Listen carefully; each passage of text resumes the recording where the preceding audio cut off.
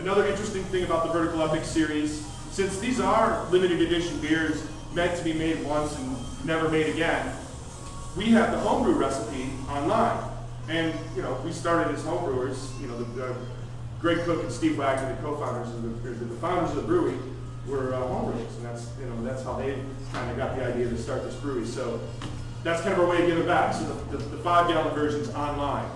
So if you missed the O2 and you don't want to pay $675 on eBay for it, you can make it at home, and the recipe's up there. So if you have any questions about that or want me to help you get through the website to find it, I'll do that. Because I think it's important if you're home brewers here that you have access to that, because we want you to brew it.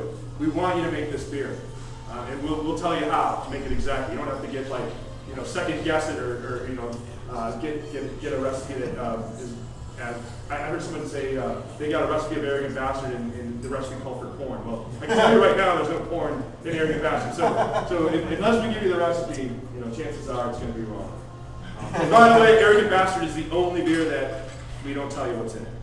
It's classified. So. That's so arrogant. It is. So for everyone who's interested, the beer that's going around now is the Vertical Epic 070707, which is a Saison. It was brewed with 3 types. Yeah, does it taste like Saison? It's like sweet.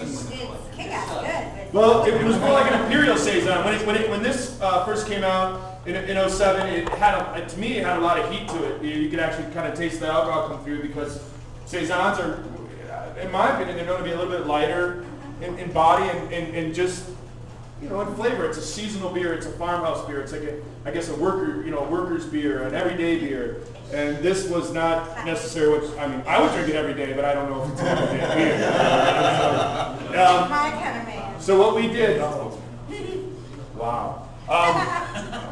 What we did is, like I said, is an interpretation of the style. We used 3 different types of dried citrus peel in this beer. So we used grapefruit, lime, and orange dried citrus peel in the beer, along with a ton of other different spices. So this beer, that's where that sweetness comes from. It's really mellowed out. It's kind of sweetened up, but it's beautiful. And again, bottle conditioned to age till 2012, so it's just going to get even better. We're talking a little bit about aging beer, like how do you age beer? And that's a good question. These beers were aged in refrigeration, so out of light completely and completely refrigerated. But you can age beers at home, in a closet, or in your basement under the stairs, as long as it's like a constant temperature, which is really important. It's got to be constant, somewhere around 50 degrees.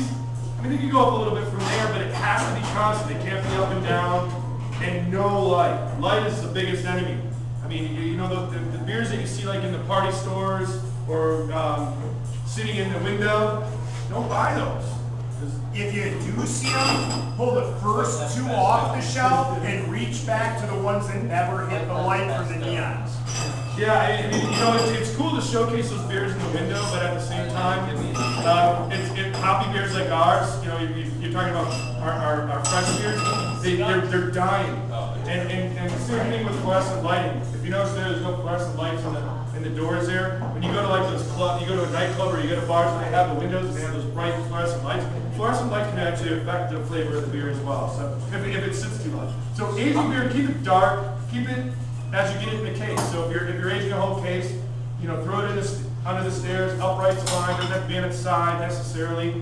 It's not lined, so it doesn't have a cork. You don't need to keep it wet, so you can keep it straight up.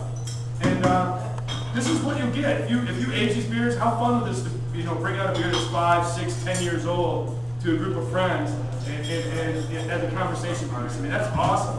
No one's really gonna believe that you kept the beer 5 years. But again, for those that are interested, the recipe is online. You guys can download this. This is a fun beer to brew, by the way. So, if you're a home brewer, this is a fun one to try.